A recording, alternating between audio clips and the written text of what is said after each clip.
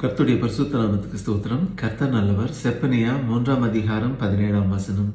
இயேசுவின் நாமம் மட்டுமே மகிமைப்படுவதாக.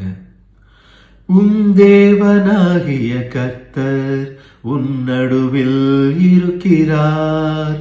அவர் வல்லமை உள்ளவர், அவர் ரட்சிப்பார். அவர் உன் பேரில் சந்தோஷமாய் மகிழ்ந்து தம்முடைய அன்பின் நிமித்தம் அமர்ந்திருப்பார்.